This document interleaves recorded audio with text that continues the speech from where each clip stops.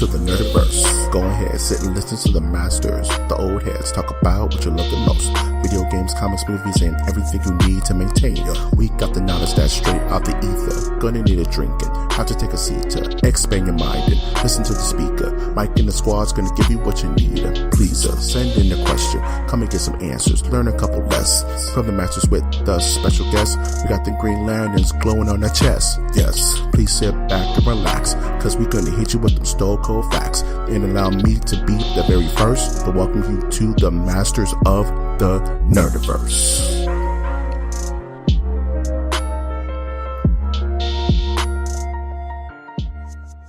Welcome to Masters of the Nerdiverse, where we always have such sights to show you.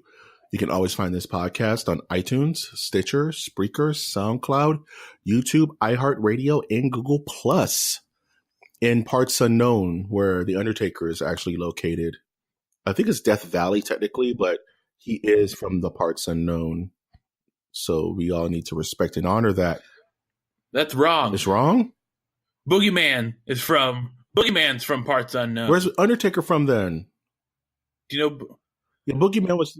I'm pretty sure you got it right. It's Death Valley. Death Valley, right? Yeah, because Boogeyman was the dude who had the worms in his mouth. Yeah. Yeah, it's one of my favorites. Did not last long. Yeah, he got some. He can't just eat worms all day, man. You have to know how to wrestle too. You know what I mean? But don't forget the smashing clocks on his face. That was what's up, man. Oh, nice. Remember back in the day where it's like WCW wrestlers had the weirdest gimmicks? Oh, dude. I prefer ECW. That's how hardcore I am. You're ECW. ECW. Oh no, yeah. Man! I'm an old school. I love Sandman. I'm an old school Monday night. What was it? Monday Nitro. Yeah, man. No. Four Horsemen with Arn Anderson, bruh. What you know about Arn Anderson? He's the best. Nothing. Dean Malenko, dog. What you know about the Iceman, Dean Malenko, dog? Ultimo Dragon. Who are these people? Ultimo Dragon. Who are these people? If it ain't Sandman, Sabu, Rob Van Dam, Tommy Dreamer. Tommy Dreamer's the man, though. Yeah. I'm your host, Mike G. With me, as always, is the Texas Tornado himself, Winter Sturdivant. He is the man, the myth. He spins. Would you like to know my real? Yeah. Would you like to know my real wrestling name, by the way? What's your wrestling name? So at the time, I was calling myself. This is considered a little off color nowadays, but I would call myself the Suicide Man. Nice. And what the trick was that the ref would be knocked out, and then I would hit myself with a chair, and then the ref would wake up and see the guy holding the chair, and or like I would make it so that the other guy is holding a weapon, and then I would run into it, and then the ref would see that, and then do a disqualification. Dude, you know what my wrestling identity was back when I was a kid, dude? Dude, my name was Guy Galahad, and I had like a medieval knights motif, and I was a heel. So I would come out with a big giant like Holy Grail goblet, and I filled it with like poison. So whenever someone wasn't looking, I'll just spill it in their face, and they'll be like, "Oh no, my eyes!" And then I would get the pin and win. I was like Hunter Hearst Helmsley, but I would wear this big suit of armor. Guy Galahad, draw it. It's the best. Draw Yeah, it. I liked the announcing as well, and there was a brief time that I was wanting to do like backyard wrestling announcing, like a play-by-play commentary. And yeah, man. I did a submission to like backyard wrestling group in Fresno, and it was like I didn't know any like words besides "holy cow." Holy cow! So I'd go DDT, holy cow. Nice. All I knew was it was a real slobber knocker. That's pretty much that was my DNA. Did you play any wrestling games as a kid? Like any Nintendo 64 wrestling games? You know, the first one that I played was like 2012. Yeah. PlayStation 2. You could play like the general manager of Raw or SmackDown or something like that. That was pretty fun. Man, I remember WCW versus NWO Revenge on the Nintendo 64. Oh, that was a good game. I think that's my favorite wrestling game of all time.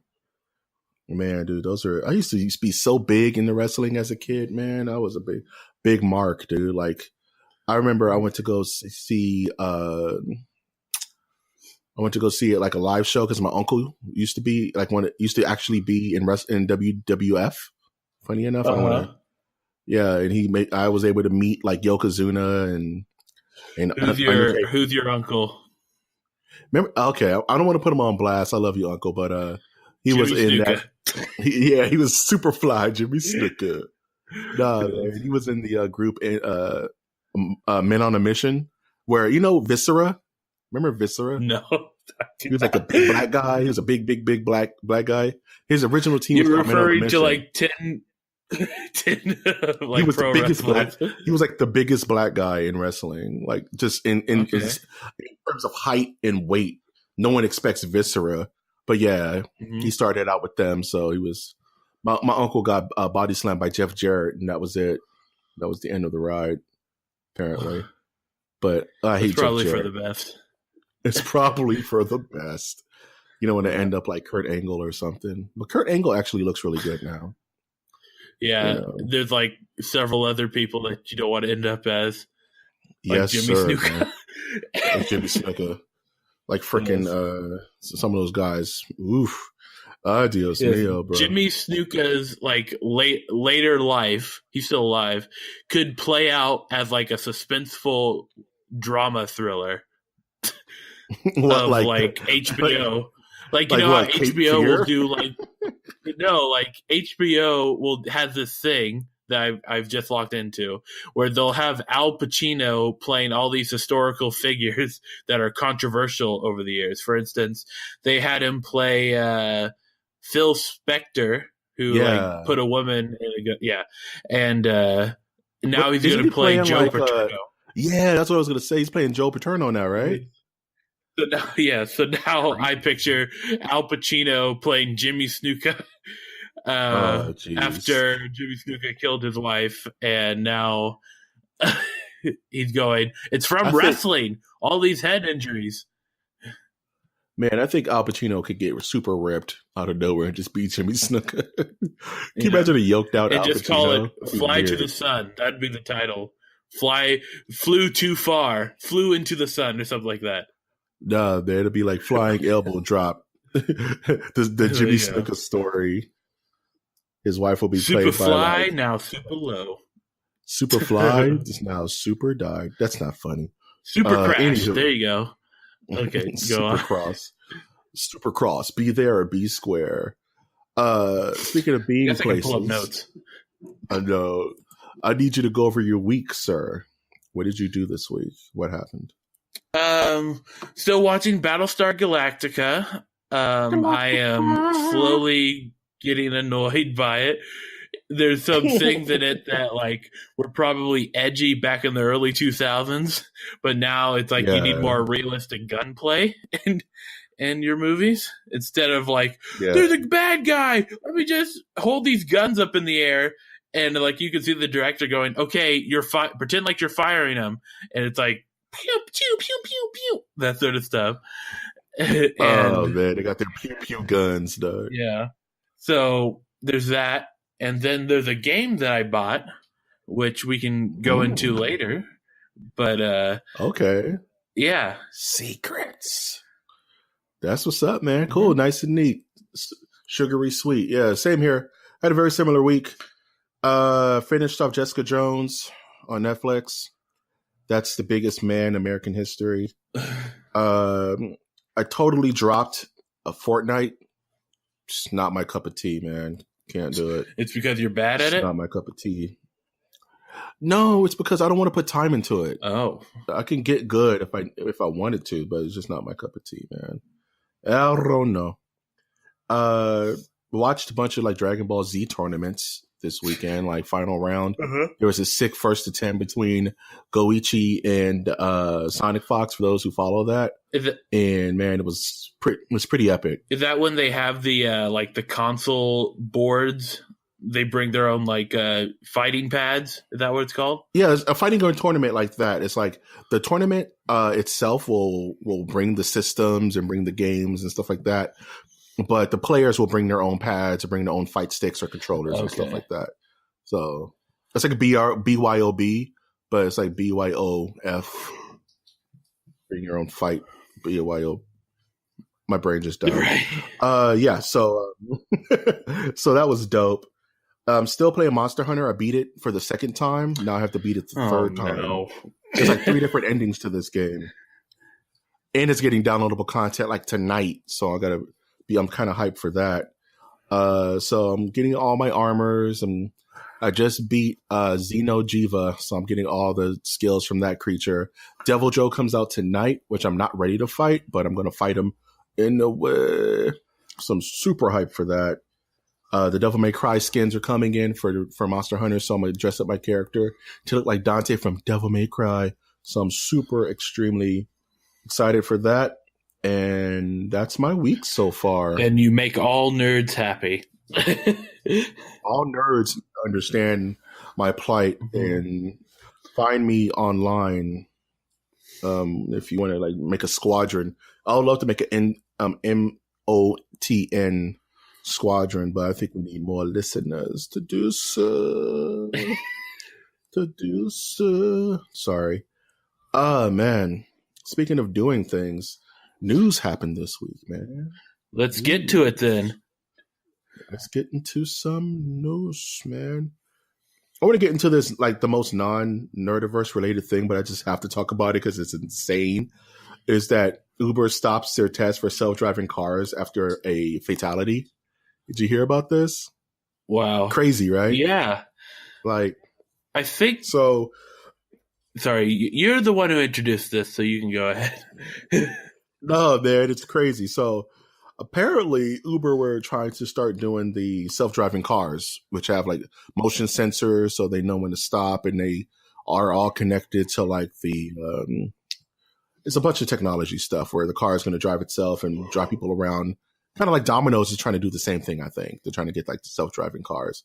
But apparently, I think this was in the East Coast, one of the cars just drove through a stop sign. And unfortunately, someone passed away because of it. And I'm just like, wow, man. It's like, it's funny in these kind of situations where it's self-controlled, even if it worked a million times, the one time it didn't, it's extremely horrible. Mm-hmm. You know what I'm saying? Like any type of flaw in something like this, it's just, you can't have room for error. There can't be a margin for error, even an infinitesimal one.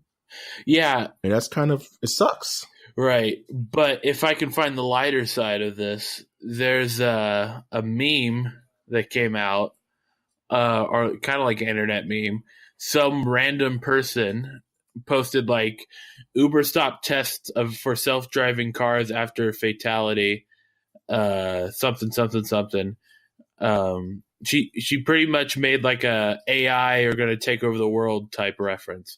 Or like AI is dangerous. Oh, wow. And her name's Sarah Connor. Her real name is... I saw that. Okay. Dude, I saw that. She's like, why is everybody bothering me? Why are all these references to Skynet coming to me? And I felt bad. I don't know what Skynet is. I felt real bad for her. It's like that time Rachel Ray got death threats from the Beehive because they mistaked Rachel Ray, the cook, the chef, with someone else. And Rachel Ray was like, where did this all happen? Why is my Twitter getting death threats? I love Beyonce. And all the Beehive were like, we're sorry. You misspelled your name. You don't love Beyonce, but just to make it... I love Beyonce. I just think, anyway. No. I think she's well utilized for her niche in the world. Okay, Rihanna or Beyonce, go. Rihanna, easy. Every Give me something hard, lemonade. Oh, what the frick? Okay. Man. Can you name that song? Riri? Yeah, that song, that was the song Lemonade, funny enough, by Nerd in Riri. Song bangs, bro. Yeah, well, if I see it's Riri, lemon. I'm pretty sure it's just lemon, not lemonade. Is it just Yeah, Lemon? Oh, okay, I'm Beyonce is tripping. Lemonade. Good song though. Yeah. The rivalry. Yeah. Talk about the Capulets and the Montagues. Remember when Jay-Z did the song Umbrella with Rihanna, and Beyonce was like, yeah, you can't hang out with her no more. Oh man. Yeah. He was like, oh shucks, we're not doing anything. She's like, I don't want no problems. Cut But that she got out, him. Well, he has 99 got it. One of them was Rihanna at some point. Oh. Okay. Oh. Speaking of things being problematic, and I don't know why I'm coming at this negatively, but Ava-DuVernay, she was the director for A Wrinkle in Time. Mm-hmm. A wrinkle in her career. Well-known. Oh, okay. She was a very up and coming African American director, but she's been tapped to direct DC's The New Gods. The New Gods, and for those who don't know what The New Gods is, and it's really complicated. like if you're not into DC Comics, The New Gods is pretty much a off comic created by Jack Kirby. Oh yes, where there are these intergalactic super creatures that are in a war with another intergalactic super creature group, and it's where Darkseid comes from. If that name rings any bells, the main villain for the Justice League movie was from did you just use a soundboard? Apocalypse, which is part of the New Gods. And so they want. No, that was my voice, sir. I'm that good. So they tapped Ava to do this, to direct this movie.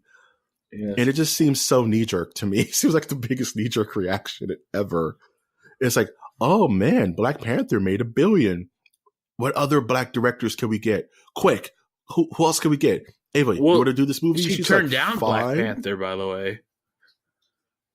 She did, which is probably for the best.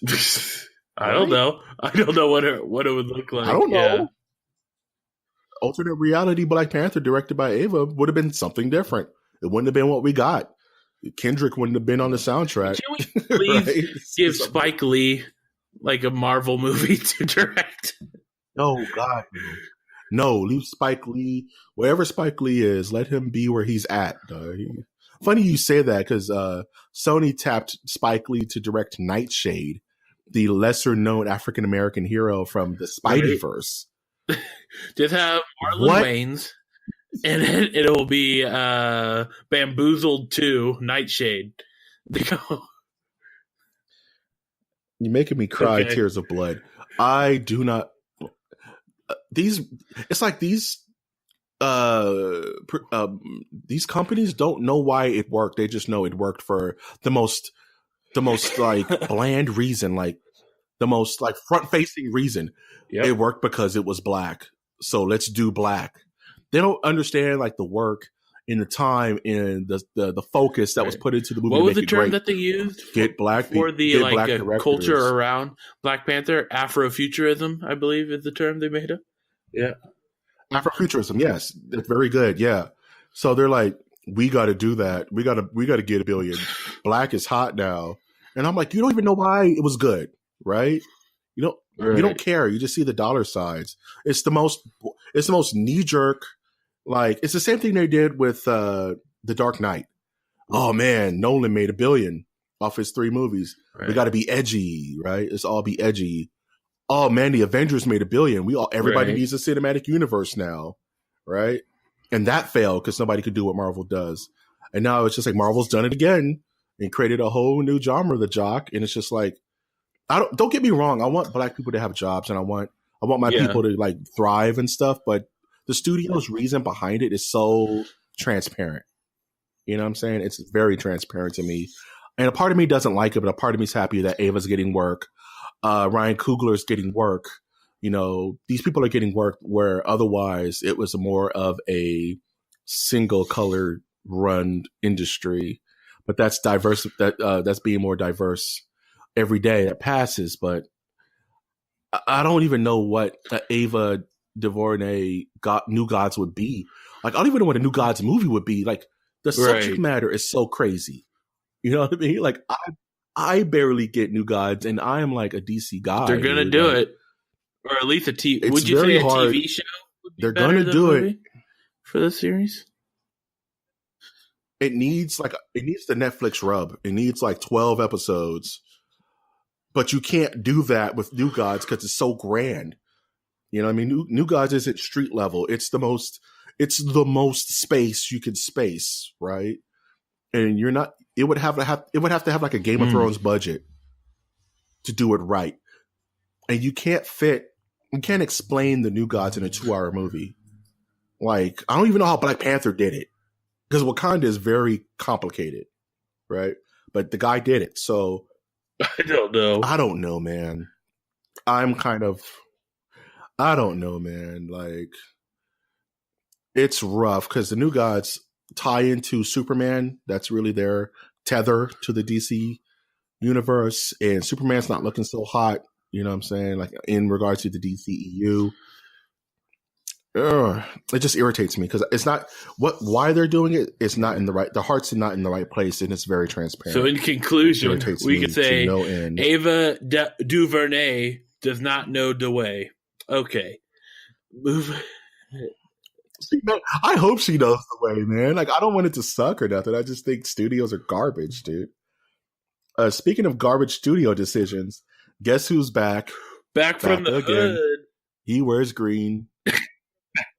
Tell a friend, back from space. He went to space. Dog. He went to space. They're rebooting. He went to space, man. He was with Coolio in space. Okay. The weakest of all the films. Coolio was born in space. Leprechaun-Returns. They're rebooting right the after Leprechaun St. Patrick's series, Day. Man. Perfect. Where do I begin? Like, I unironically love the first movie. I think the first movie's great. I really hit your like head or something around that Leprechaun. Time? Leprechaun 1 is dope. He was like, I'm gonna bite your ear off and make a boot out of it. Yeah, man. Leprechaun was dope, dude. Well, is it supposed to be a comedy, a horror comedy? It was originally, but I don't know what this is gonna be. It looks like it's taking itself super serious, man. And that's what you don't need. Yeah, if they go serious, I'd like it. Oh, I don't know. Oh, are we going to war? You want to go, bro? No, I mean, it's the Leprechaun, dude. Like, just it has to poke fun at itself a little bit, right? A little bit, like a little bit, right? No. You want like? I think they need to go. What? They need to go full on, like dark horror. Like get like Clive Barker to direct it. Shit, Leprechaun. Man. You want Daniel like Day-Lewis to play like the Leprechaun? I will drink no Shamrock now. milkshake. I'm gonna drink it all up. Yes, that would be epic. Daniel Day-Lewis playing the Leprechaun. He's like screaming at some kid's face. I'm gonna drink your Shamrock shake. Just picture like a tin whistle, like Titanic music in the background of these college kids out in Ireland. They go, "What's this coin?" Wow. It just does, and they pick it up. It does the Inception bombs, and next thing you know, it's like a big giant. Yeah. The Leprechaun just burst out the ground like Rawhead Rex. Man. Hollywood, you can hire me as your idea man. This one's free, Hollywood. This one's free. Yes. What's your favorite? I'll get a call from Magnet Films, whatever it's called. The one that makes stupid movies. Do you remember Full Moon Studios? Full Moon. They used to make all those weird Full Moon. Yeah, man. Full Moon. They used to make like remember Blood Species, dog? Blood Species and Doll Man versus the Demonic Toys, dog. Great movies they need to reboot, man. They need to bring back the Puppet Master series. Extended Universal Pictures Monster Universe. I want a puppet extended Monster Universe. I want a Puppet Master cinematic universe, Hollywood. I need you to get on that. Because in the Puppet, quick breakdown for those who don't know. The Puppet Master universe contains the demonic toys, first of all. It contains Doll Man, who's a dude from the future who got turned into a doll-sized man, and he has this doll-sized gun, and he does doll business. And you could throw some subspecies in there. Dude, you could throw some trancers. Man, not much. That's money, Hollywood. Easy. Leprechaun, though. Do it. I'm gonna watch it. Yeah. I mean, because it's going to be stupid. It's going to be amazing. But I wonder if they're going to get Warwick Davis to do it again. I don't know. No. He's probably too old. Nah, man, he's still pumping out the Star Wars movies when they call him. So I think he's probably straight, dude. Oh. You know, he's still playing weird little aliens. You know, they need to reboot Willow, though. That's what they need to reboot. Willow, too. I wanted to star Danny Glover. Tie a yellow ribbon. I wanted to Willow starring Donald Glover in like Little Bow Wow, like Childish Gambino. You know, there you go. As I like that. As I can handle that. Yeah, man, and have like have Jessica Tandy. Is Jessica Tandy still alive? You know who Jessica Tandy? Maybe if I look at her. Oh no. Nah, she's got to be gone, man. She's got to be gone. She's probably got to be gone. Yeah, because she was like in Driving Miss Daisy, and she was old. Oh yeah, in she died in 1994. Oh man, well get old man. Old man. I know all these old man knowledge. Nah, man. In that case, get like Sissy Spacek to play the witch, dog. Sissy, dog. These are all also older people. I don't care. The witch has to be old, man. Get Meryl Streep. End it. Meryl Streep has enough on her plate, man. She doesn't want to do the Willow remake. Oh, dude, that's the wackest. Speaking of things that are weak, Sega recently teased a new Sonic racing game. What the hell is that going to be? It's going to be like Diddy Kong Racing, only Sonic. The stupid thing about a Sonic racing game is kind of a oxymoron. It's like, so why would Sonic need to be in a kart racer where he can run faster than the speed of light? And then you have Mr. Sega coming to your house and beating you over the head with a samurai sword. Going, this is why. Do you want the game Sega now? just showed up. Yeah. No, sir, say it in Japanese. I don't know how to say no, sir, in Japanese. He just punches you in the throat with the butt of a samurai katana. Mm-hmm. No, man. Sonic Racing, it's like, poor Sonic, man. It's like, there can't be a good Sonic game anymore. Other than Sonic Mania was good. Sonic Mania was really good.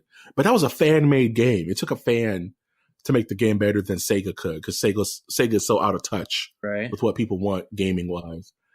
And that's kind of the double-edged sword about existing properties, is like, you can't drift too far from what made it good, because people freak out. You know what I mean? Like, the only like series that really did it flawlessly to me was like Mario. When Mario jumped from Mario World to Mario 64, I don't remember anyone complaining about it.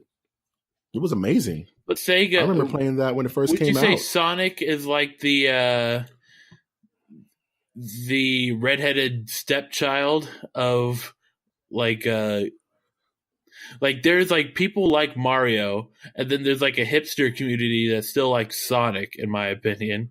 You think that's kind of true? Yeah. I think that because Sega has had such a Brocky history, and Sonic's the face of Sega, that Sonic has ipso facto had a rocky history. Like, Sonic hasn't been good since the Dreamcast, and Dreamcast was almost 20 years ago. You know what I mean? So Sega hasn't really had a platform that they can thrive on. They haven't had a system in God knows how long. If Sega came back and made a new system, it would blow my mind. Like, can you imagine if Sega just said, okay, we're getting back in the console game, and we're going to do a new Sonic, and it's going to be 4K on our 4K running a high definition rival system? That would be nuts, dude. I would buy it. I'll buy the new Sega whatever. But Sonic is, like you said, Sonic's kind of the redheaded stepchild of gaming, because there's those Sonic fans who will fight you on every single game. And it's just like, I get it. Like, all those old school games, they all have their detractors, but they also have their rabid fan bases, and I think Sonic has Right. kind of gotten the short end of the stick on that. It's just it took a fan game to make them great again. That's not how it should be, man. Game mascots aren't what they used to be either. Like the closest thing we have a game mascot nowadays is like what Master Chief and what Nathan Drake. It's kind of weird. No, we have Tomb Raider is still around. True, but I wouldn't say Lara Croft is like a console mascot though. How about the yeah, I was gonna say Minecraft for some people. Like the block dude. The block dude is big. Like he would be Xbox's like modern mascot, I would say. Because you cool it there, sir. You do not say that. Your opinion about Xbox games have made you biased. When was the last Halo game? It doesn't matter. It's still a viable franchise. Was there a good Halo game on the entire last generation? I think every Halo game is good. Halo Wars too. Oh my goodness. Oh Lord. Okay, we'll move on. I want to just read the title of this and let you guys feast on it. From Drake to porn, everyone wants a piece of Fortnite. Okay. Oh, I saw that damn article, and I'm like, what is happening, man? It's also related to one of my favorite articles that's discussing how the use of Pornhub went down for 2 weeks when Fallout 4 was released. One of my favorite articles of all time. Yeah. And I'm like, dear Lord, nerds. So let's talk about some this, self-control. man. So, have some self-control. So, Twitch streamer named Ninja, very big following, right? Streaming. Right. And somehow, I don't know the full details of it, somehow connected with Jizzy Drake from the 666. And it blew up Twitch. Right. Like the dude said, off that month, I made like $500K in Twitch money. What does that mean? People are going like, "Oh, this is a big marketing thing." I don't know how much money he got. I don't know how much Drake got. I don't think Drake got anything. Drake got a sandwich. There you got something. He got a Drake's coffee cake. It's all in Ninja guy. God's plan. It is all in God's plan. He turned that 02 into a 03. But the math is right. Like this guy has like 500K followers. Wow. At like it's like $4 a sub, right? I don't know. Twitch money. Yeah. Like that's what they sent to you. I think that's how it shakes down. Like it's like $4 or $5 a sub that shakes down to your PayPal every month, and everybody has to resub every month. And if you got like 500,000 followers, the slimy math on that with taxes taken out, if taxes are taken out, that's roughly what, 450 to 500K, maybe 400K. Easy, dude. Like I've never seen a game blow up this fast out of nowhere in a very long time. Like everyone's talking about this game now. Everyone's playing this game now, dude. Like I get it because it's easy access. The game isn't hard. It's just once you hit a certain level of a certain cap of difficulty to become serious, like any game. Right. But the game is free, so it's an easy open there, and everyone's just going nuts about it, man. It's like it's on. It just went on iOS like the other day, Fortnite. And I'm just like, man, this is pretty dope. Like, you gotta hop on the it's train. not my cup of tea, like I said earlier.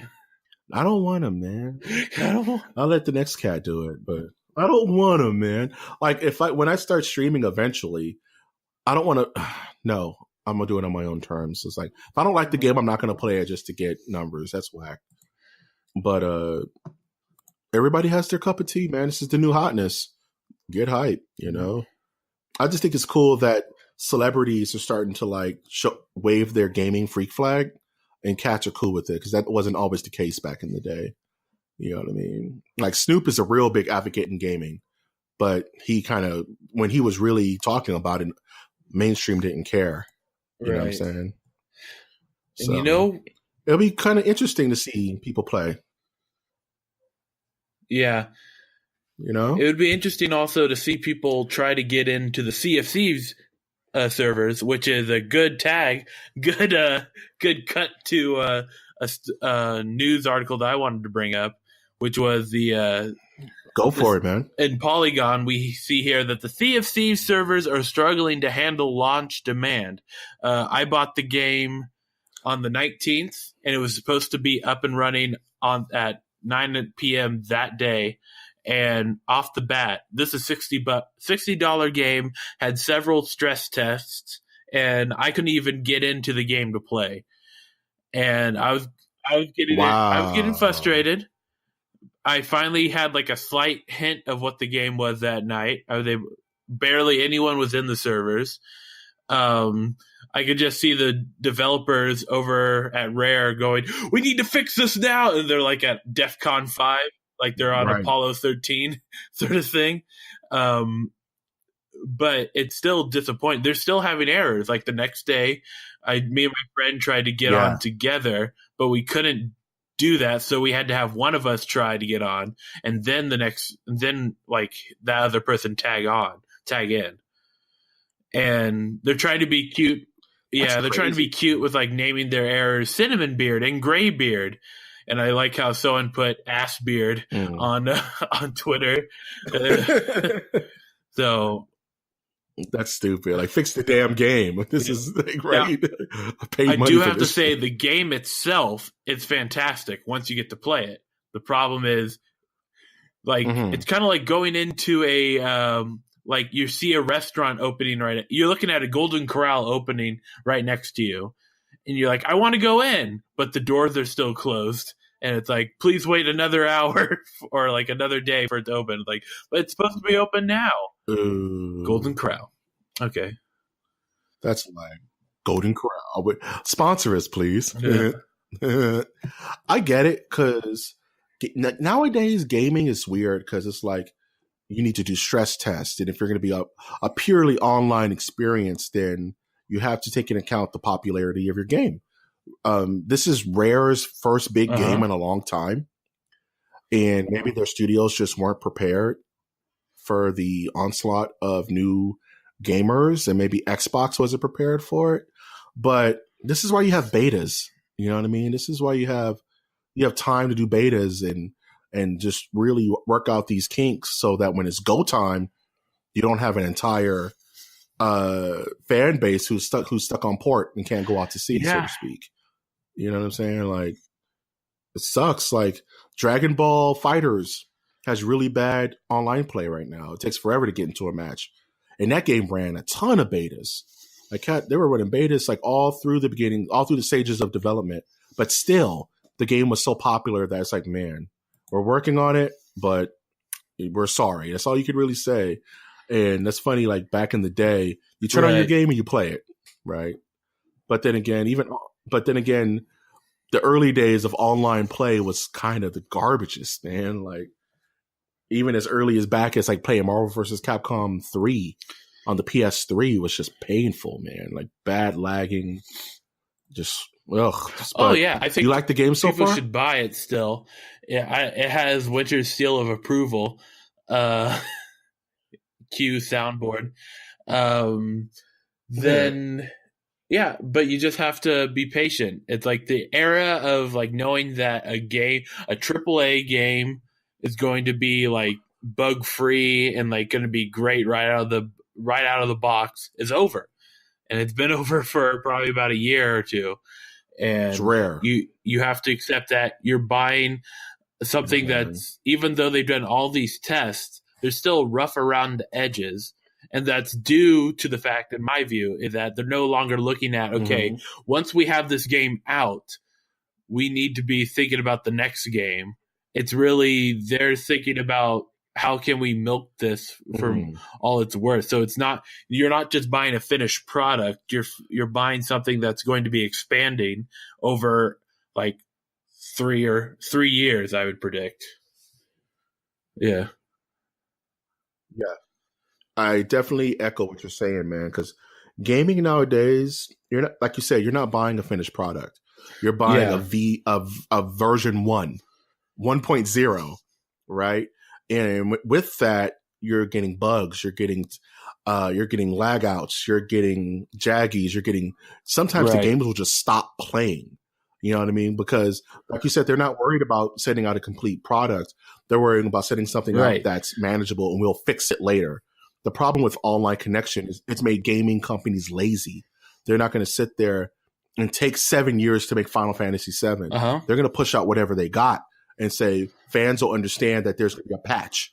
Everything. There's some games that have day one patches, and it's all because like gigs of day one patches. Yeah, it's because there's the competition as well. Yeah, I would say that it's like we need to get this game out a week before we'll say Halo Wars 2 comes out because most people don't have $120 in their pocket to buy both, and that's being like cheap. So yeah. So and that's being generous. We have to figure out how we can get the $60 from this player. You know, and different kinds of games have different kinds of release cycles. Right. Like fighting games all come out in February and March. So everybody has to be finished by February and March to catch the Evo crowd. And in winter for Christmas and in the third quarter, like after summer, that's when all the big games come out. So parents can buy those games for their kids for Christmas. So you have your Red Dead Redemptions coming out and you have your Anthems coming out. And it's like, we have to have the game done right now.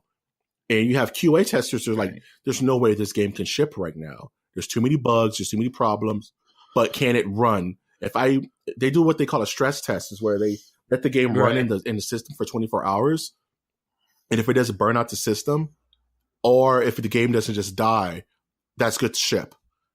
They don't even play it. They just let it run on the console and see what happens. It's like they don't care about completed products anymore because they have that leeway of a downloadable patch. And all games suffer from this. Monster Hunter, one of my favorite games for right now, had a pretty big patch when I first uploaded it. And it's not perfect. It's going to change. Balance changes, character edits, these things. Games just, it's like when you make a movie, that's it, right? Can you imagine if a movie was like, we're going to add 20 minutes to this movie as downloadable content? It's unheard of, right? Like, there's no way. Once the film is done, it's done. And games have a different kind of leeway. It's a different entertainment pod. It is a different entertainment, man. It's a different entertainment cast. I was going to mention this last bit of news, but it's kind of a downer, but I don't want it to be a downer. I want to kind of celebrate the life of Stephen Hawking, who passed away at 70. Masters of science fiction. Science fact, man. Like master of science fact, dude. Theoretical physicist, dies at 76. No, I mean, he was just to let you finish. No, you're fine, dude. Like, now finish your point. That was it. Yeah, he was the host of a short-lived TV show of Masters of Science Fiction, which was a spinoff of Masters of Horror that appeared on ABC. Ooh, I didn't. As a kid, I would watch that. It was one season. That was it. Yeah, it sounds about right, man. ABC, dude. Yeah. Oh man, like I like Stephen Hawking because he always had a sense of humor about everything. Yeah, he was cool to do cameos. He poked fun at himself a lot. And with those guys, your Bill Nyes, your Neil deGrasse Tysons, it's like they always seem to have like a cool personality. They're like, yeah, man, we understand the inner workings of the universe. We just want regular people to kind of get it, So we'll dumb it down and explain it, underexplain it and overexplain it as much as we can to reach that bigger audience. And I think the guy for his condition, he lived a hell of a life, man.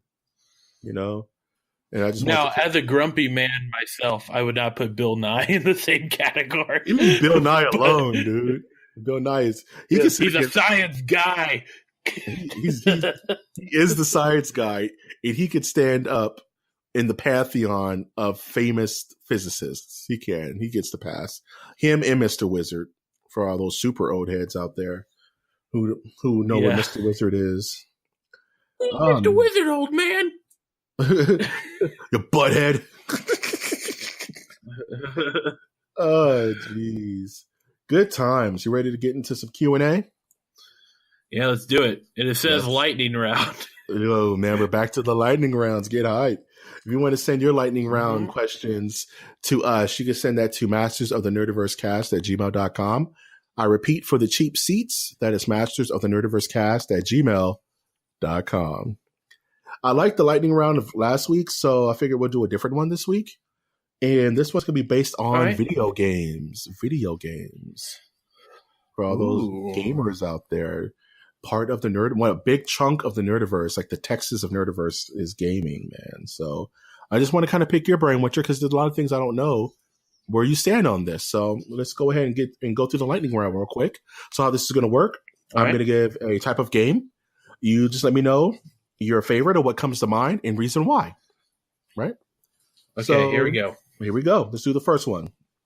What's your favorite platform game?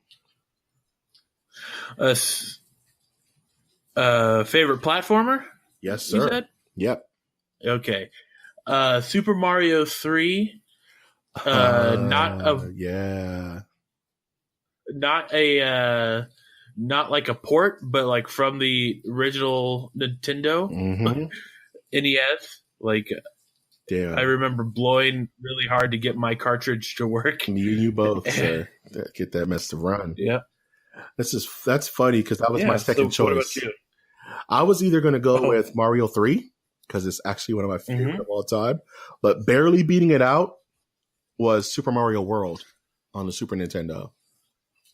Yeah, that's a good choice. I love Super Mario World. I remember it fondly being the very first game I put into my Super Nintendo. The second game I put into my Super Nintendo was Street Fighter 2. So, you know what I mean? Like as a kid. So that changed your life. Changed my life forever. It helped create the Nerdiverse, man. Good answer. Right up your alley, what's your favorite first-person shooter? Oh, that's an interesting question.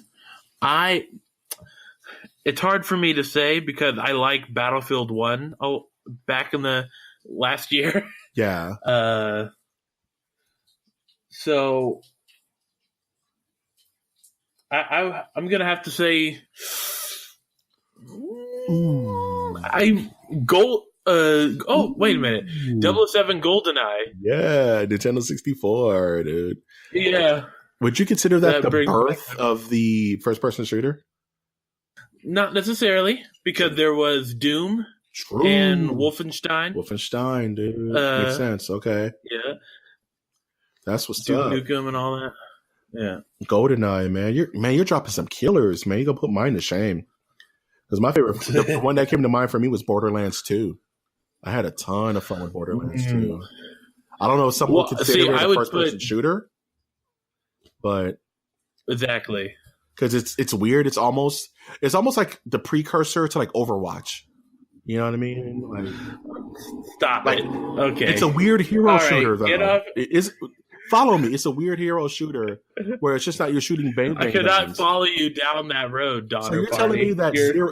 So you're telling me that Zero from Borderlands 2 has no correlation with Genji? No. I'm saying that if anything, Overwatch. I'm saying Overwatch is far more related to Team Fortress 2 than anything else. Don't get me wrong. I'm not saying that it's a direct line. Team Fortress, Borderlands is from Team Fortress 2. Don't get me wrong. But I'm saying that the Borderlands series kind of planted the seeds for games like Team Fortress 2 and Overwatch because it was a different spin on the first-person shooter. But it's like I wouldn't.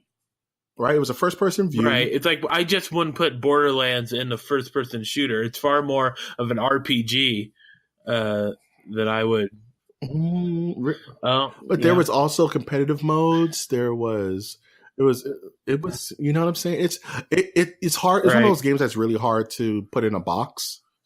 You know what I mean? But to me, other than like GoldenEye 007, Modern Warfare 2, which I liked a lot.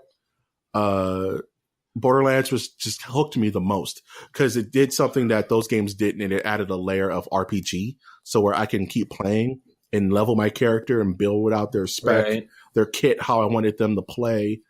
and it had a varying degree of first person experience, and that's why I chose it to be my favorite. Just because I would level out my Zero, then I would level out my Lilith, and I would level out my Anton.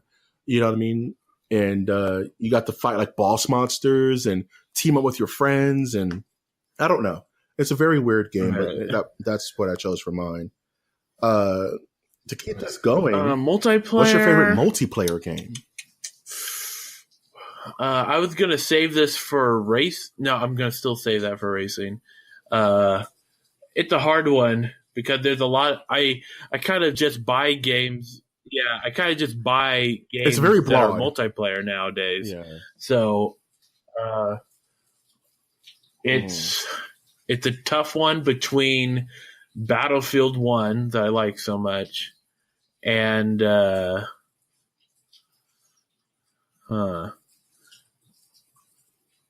don't know. What is your favorite?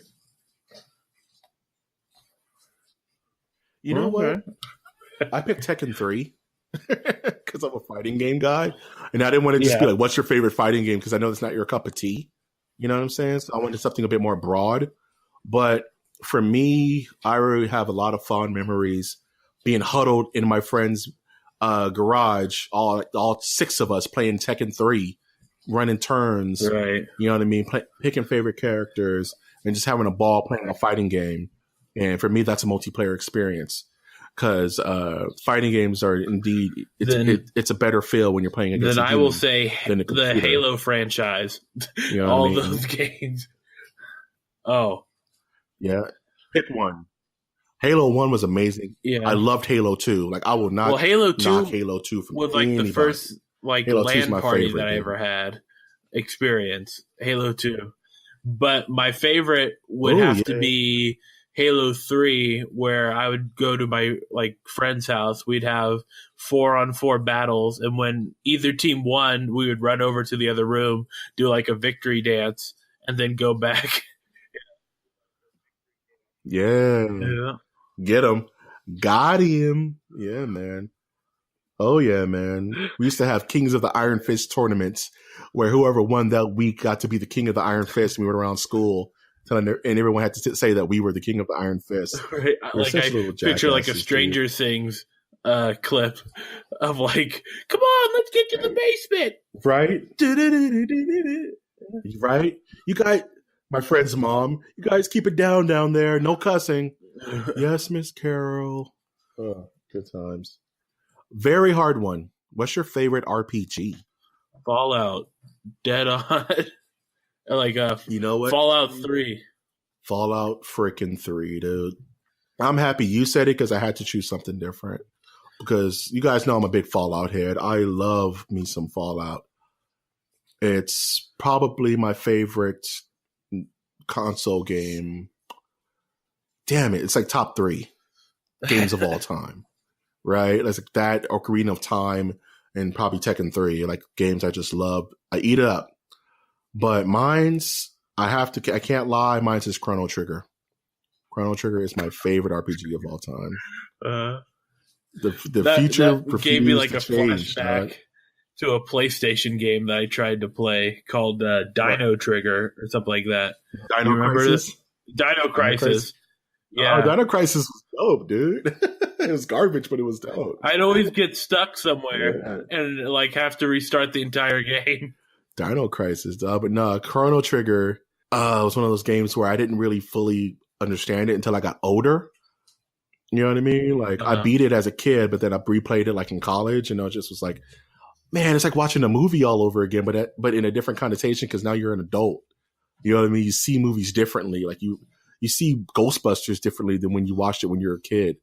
And it's just after playing it the second time in school, I was like, yeah, this is perfect. This is a pretty perfect RPG. And I it to me at least. And it's like, I'm kind of thinking about playing it again. Like, it's so much fun. So much fun. And as you alluded to earlier, what's your favorite racing game? Racing game? I would go Rocket League. Is that a racing game? Is that the racing game?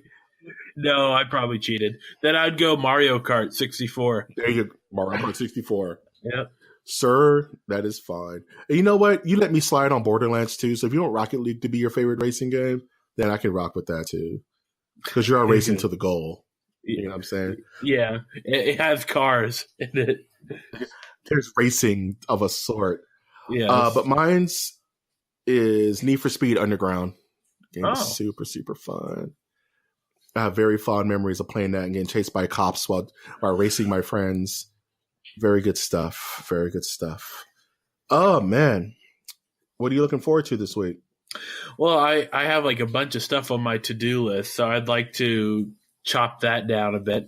I'm at like the peak of being busy in my work week, so now it's all downhill from here. That's what's up, dude. Hump day. Yeah. Similar. I have some stuff I need to do. Things I need to purchase for the show. Still want to go around to watching Annihilation, even though I'm spoiled on the movie. I know how it ends and everything. Yeah. But I do want to see it and support it because it's not doing that well. The week's almost over, so really looking forward towards the weekend. I have some business I need to take care of on the weekend, but after that, probably going to go to the movies, play some Monster Hunter, and get ready for next week's show, man. There you go. Good times. There you go. Any parting thoughts before we close this bad boy out? Ska is still alive. There you go. Ska never died, bro. No. As long as you hear like the Jamaican like steel drum, yeah, Ska's forever, dog. Anybody talks about Ska getting punched in the throat. Yeah. And remember, Gwen Stefani was once in what was considered a ska band. I like the first album from No Doubt. Yeah. Spiderwebs is my joint. You can always find this podcast on iTunes, Stitcher, Spreaker, SoundCloud, YouTube, and iHeartRadio, and Google+.